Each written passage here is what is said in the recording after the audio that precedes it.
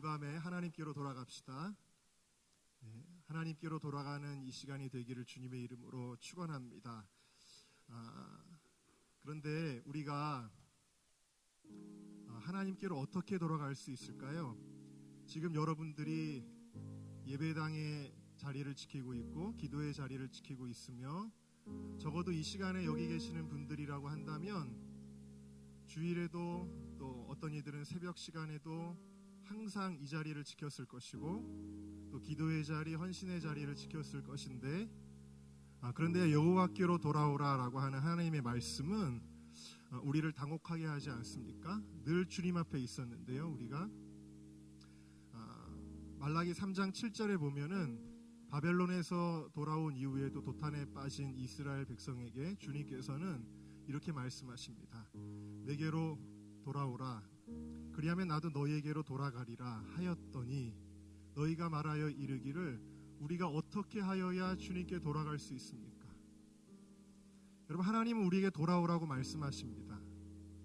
그런데 우리는 예배도 드리고 신앙생활도 하고 있고 어떤 이들은 집사로, 권사로, 장로로, 청년회장으로, 교사로, 성가대로 우리 열심히 주님의 일을 감당하고 있는데 하나님 도대체 뭘 돌아오라는 건가요? 답답할 수 있는 거죠. 자, 하나님께서 우리에게 말씀하시는 것은 무엇일까요? 바로 이런 것입니다. 어떤 부부가 있는데 A라고 하는 부부가 있습니다. 이 부부의 삶을 한번 여러분들이 상상해 보세요. 남편이 직장에서 돌아왔습니다. 아내에게 봉급을 툭 던져주고는 말없이 소파에 누워서 TV를 켜고 TV만 봅니다. 아내는 말없이 주방에서 대충대충 밥을 차립니다. 그리고는 식사를 합니다. 식사를 하면서도 두 부부는 너무나 가까이 앉아 있지만 남편은 남편대로 스마트폰을 보면서 밥을 먹고 아내는 아내대로 스마트폰을 보면서 밥을 먹습니다. B라고 하는 집의 모습은 이렇습니다. 남편은 멀리 출장을 미국으로 갔습니다. 그러나 너무나 보고 싶어서 매일같이 카톡으로 카톡 연락을 하고 또 국제 전화를 하고 또 남편은 오늘 당신을 위해서 내가 이거 샀어, 선물로 가져갈 거야 라고 하면서 그 사진을 전송을 하고 아내는 남편에게 여보 오늘 우리 애가 학교에서 100점을 받아왔어요. 오늘 우리 애한테 이런 일이 있었어요. 아주 작은 일부터 사소한 일까지 다 이렇게 서로 주고받고 있습니다. 여보 사랑해, 나도 사랑해요, 보고 싶어요가 계속해서 이 전화를 통해서 오고 갑니다. 여러분, A라고 하는 부부와 B라고 하는 부부 사이가 누가 더 가깝습니까? 여러분, 제가 지금 말씀드리는 것은 물리적인 거리가 아니라 마음의 거리를 가리키는 것입니다. 이스라엘의 제물을 보니까 그들의 형식적인 제사를 보니까 말라기 시대의 이스라엘 백성들은 하나님 우리가 매일 제사를 드리잖아요. 우리가 하나님의 율법을 매일 상고하잖아요. 그런데 뭘 돌아오라는 것입니까? 라고 묻는 그들에게 주님은 뭐라고 말씀하시냐면 너희 제물을 봐라. 너희의 그 형식적인 예배를 봐라. 이스라엘 백성들이 날마다 이 얼마나 번패스러운 거 하면서 제사를 드렸거든요. 너희의 마음이 과연 어디에 있느냐? 주님께서는 우리에게 마음의 거리를 말씀하고 있는 것입니다. 여러분, 한 집에서 가까이 살면서도 부부로 살면서도 마음이 없이도 부부로 살 수 있는 것처럼 우리가 심각하게 생각해야 될 것은 우리가 마음 없이도 신앙생활 할 수 있다는 것입니다. 마음 없이도 설교할 수도 있습니다. 저도 어떨 때는 그럴 때가 있어서 괴로울 때가 있습니다. 여러분, 찬양팀이 마음이 없이 주님 찬양합니다, 감사합니다 할 수 있다라는 거죠. 여러분, 마음 없이 주일학교 교사들이 아이들에게 너네들 하나님 말씀대로 살아야지 진짜 생명의 길이라고 가르칠 수 있다라는 것이고 우리가 마음 없이 겉으로 모양으로는 얼마든지 할 수 있다라는 것입니다. 그러나 주님은 그런 것들을 기뻐하지 아니하십니다. 왠지 아세요? 사람은 외모를 보거니와 나 여호와는 중심을 보느니라.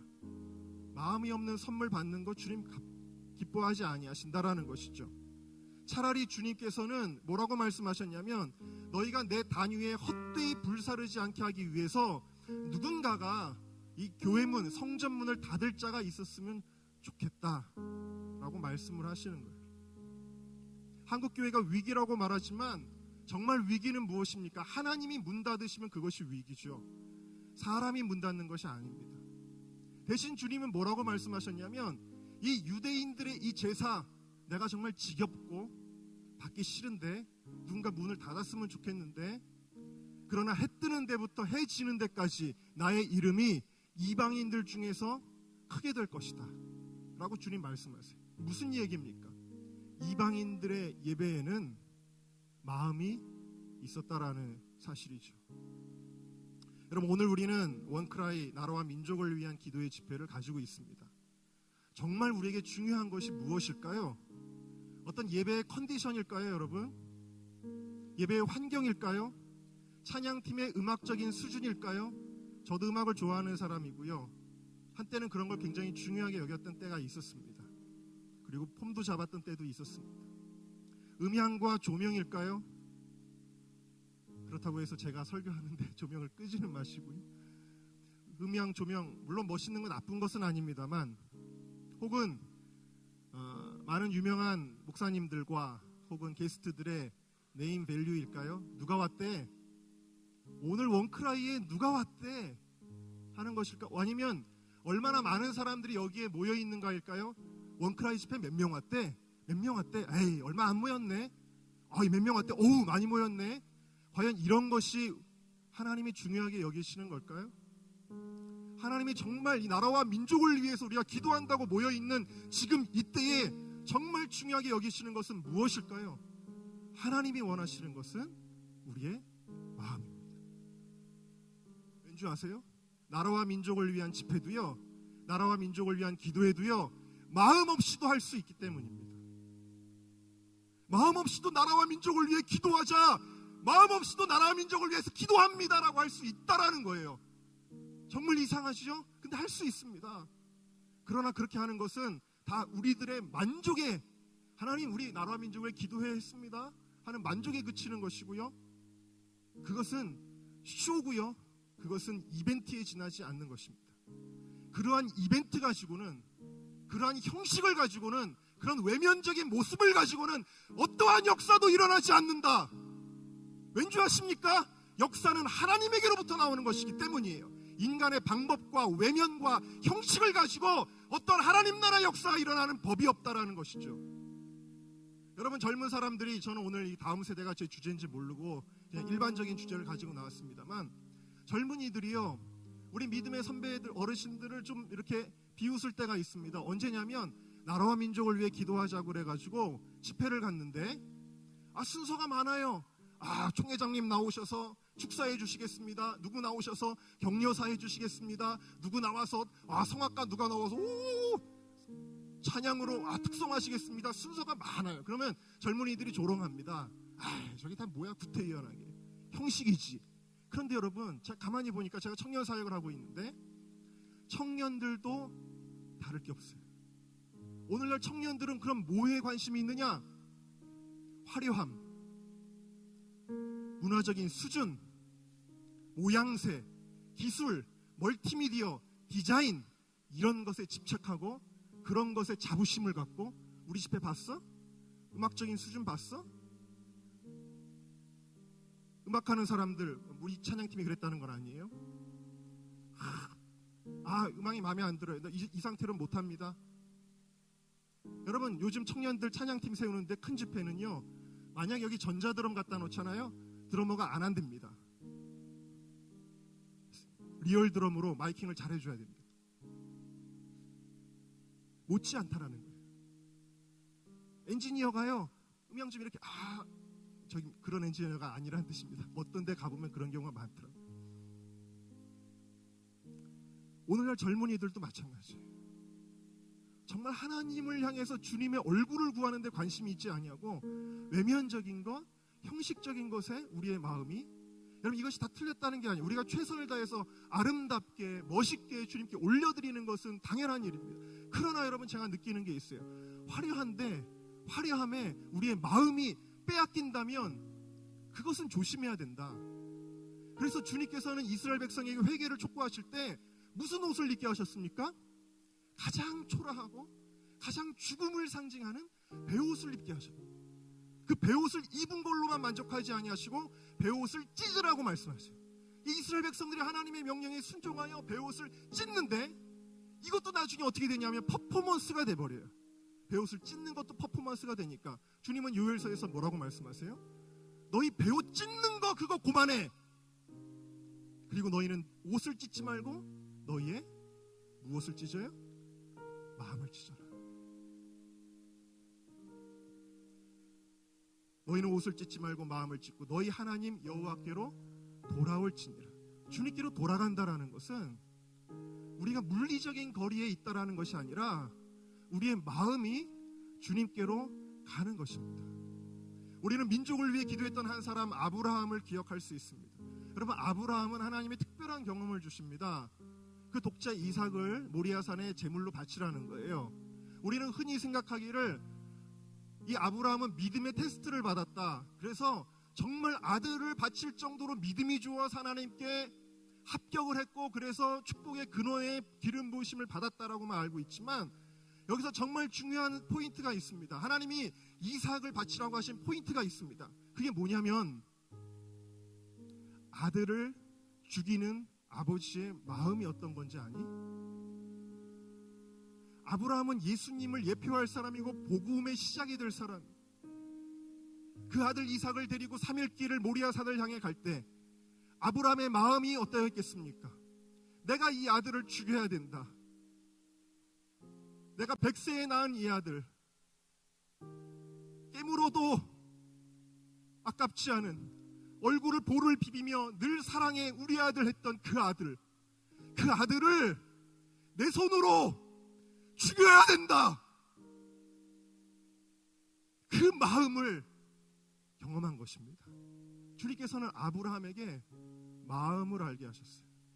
그리고 그 이전에 창세기 18장에 보면 하나님은 아브라함에게 멸망이 선포된 소돔과 고모라를 위해 기도하게 하시는데, 우리는 이 기도에서 아브라함의 절박한 마음을 느낄 수가 있습니다. 하나님, 여기 의인 50명이 있다고 한다면 그래도 벌하시겠습니까? 아니다. 50명이 있으면 내가 벌하지 않을 것이다. 그런데 50명이 없습니다. 하나님, 45명이면 어떻게 하시겠습니까? 벌하지 않겠다. 하나님, 40명이면 어떻게 하시겠습니까? 벌하지 않겠다. 30명이면요, 그래도 찾아도 없습니다. 벌하지 않겠다 하셨으나 하나님, 한 번만 더요. 20명이면 어떻게 할 겁니까? 그래도 20명으로 인하여 내가 이 소돔과 고모라를 벌하지 아니할 것이다. 그 20명도 없을 때 아브라함이 주여 노하지 마옵소서. 10명이면 어떻게 하시겠습니까? 내가 10명으로 인하여 이 소돔과 고모라를 벌하지 아니할 것이다. 여러분, 예수님의 중보 사역을 표상하는 것, 예수님의 마음을 보여주는, 어떻게든 절박함으로 주님 앞에 기도하는 것입니다. 여러분, 기도의 형식보다 중요한 것은 마음입니다.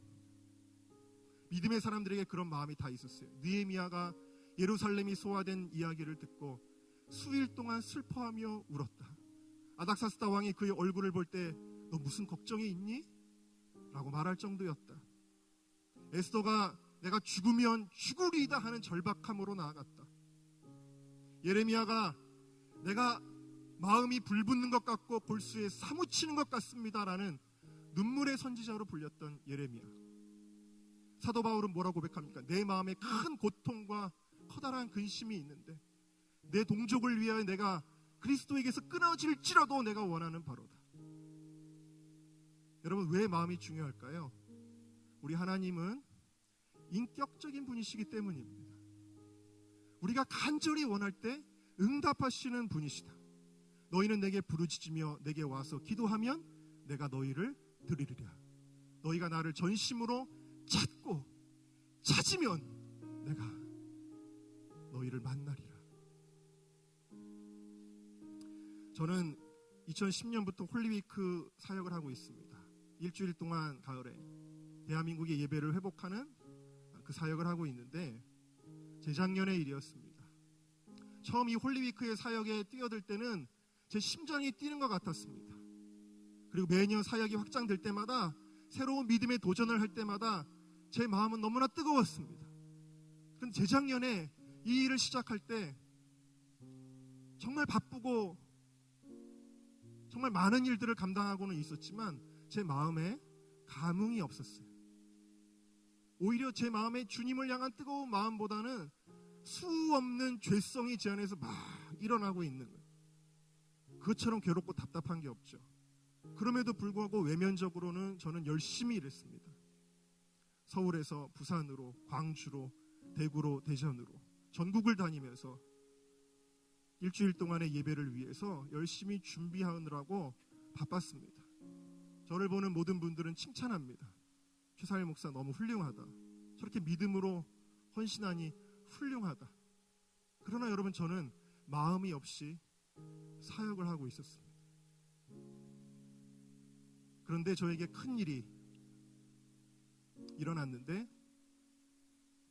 제가 가장 존경하는, 제가 가장 사랑하는 저희 아버지께서, 저희 아버님은 사실 제가 나라와 민족을 위한 사역을 하는 밑바탕이 되셨던 분이고, 나라와 민족을 위해 하루도 거르지 않고 무릎 꿇어 기도하셨던 분이고, 그리고 지금 저와 함께 동역하는 모든 청년들이 그 영적인 영향력 아래서 자라난 청년들이고,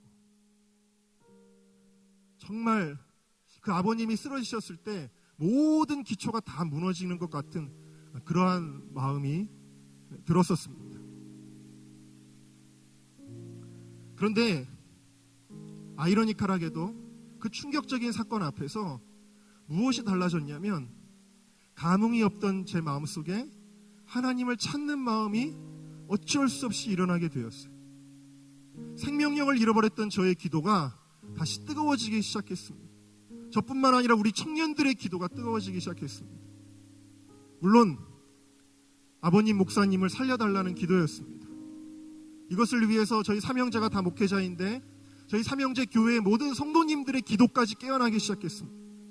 언제 이렇게 우리 교회가 이렇게 뜨겁게 기도했었나? 언제 내가 이렇게 뜨겁게 기도한 적이 있었지? 라는 생각이 들 정도로 정말 절박하고 간절하게 뜨겁게 부르짖어서 금식하며 그렇게 기도했어요. 저희 아버님이 나라와 민족을 항상 걱정했던 분이기 때문에 쓰러지시기 바로 1시간 전까지 저랑 대화를 하셨는데, 그때 이런 말씀을 하셨어요. 이 대한민국이 지금 보면 니느웨처럼 멸망이 선포된 것 같다. 그러나 니느웨도 3일 동안 금식하며 회개할 때 하나님이 구원해 주셨는데, 이 대한민국이 선포하고 3일을 금식하면 하나님이 이 민족을 구원하시지 않겠느냐라고 말씀하시면서 어떻게 하면 실질적으로 이 일을 할 수 있겠냐라고 저한테 물으셨어요.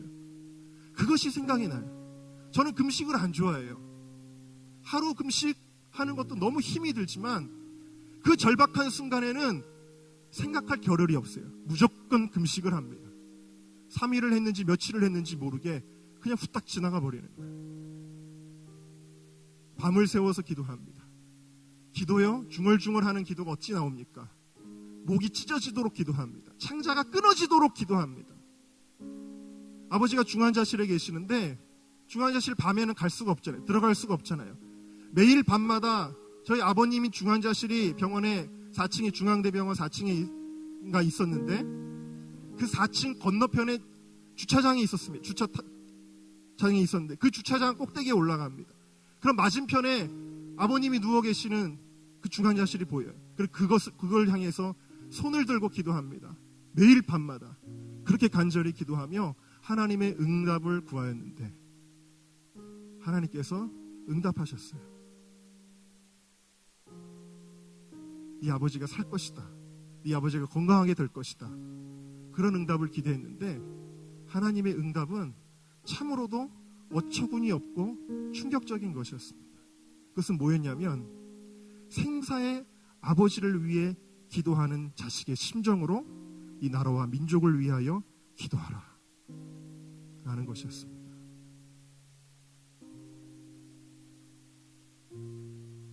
여러분, 나라와 민족을 위한 기도는 그냥 되는 대로 그냥 적당히 할 수 있는 대로 그렇게 하는 기도가 아니라는 거예요. 나라와 민족을 위한 기도는 정말 아버지가 생사에 있을 때 하는 기도처럼, 혹은 여러분의 자식이 생사에 있을 때 하는 기도처럼, 여러분의 남편이나 아내가 생사에 있을 때 하는 기도처럼 그렇게 기도하는 것임을 여러분들 깨달으시기를 주님의 이름으로 축원합니다. 이것을 놓치면 안 돼요. 작년에 저희가 홀리위크를 할 때 서울광장에서 하게 됐습니다. 서울광장에서 하니까 또 막 정신없는 일들이 저에게 막 밀어닥칩니다. 무대는 일해야 되고, 게스트들은 일해야 되고, 찬양팀은 일해야 되고, 멀티미디어는 일해야 되고, 정신이 없어가지고 제가 정신을 잃어버리고 마음이 분주하고 마음이 걱정되고, 그럴 때 하나님께서 저에게 한 성경 말씀을 떠올리게 하셨는데, 분주한 마음 가운데 있던 마르다에게 마르다야 마르다야, 몇 가지만 하든지 이 한 가지면 족하니라. only one thing is needed. 한 가지만 집중해라. 그 한 가지가 무엇일까요, 주님? 제게 생각나는 것이 시편 27편 4절의 말씀이었는데, 그것은 다윗의 고백이었습니다. 내가 여호와께 청하였던 한 가지 일, one thing, 그것을 곧 구하리니 곧 나로 내 생전에 여호와의 집에 거하여 여호와의 아름다움을 앙망하며 그 전에서 사모하게 하실 것이라. 여러분, 오늘 우리 한국교회의 진짜 문제는 이 백성이 입술로는 나를 존경하되 마음은 내게서 멀도다. 입으로는 존경하고 입으로는 나라와 민족을 위해 기도하지만 정말 우리의 마음이 찢어지도록 아프게 절박하게 금식하며 기도하는가 하는 것입니다. 여러분, 사랑이 없으면 그 모든 소리는 울리는 꽹과리와 같다 그랬는데 우리는 꽹과리만 치고 있지는 않은지요. 여러분, 여호와께로 돌아갑시다.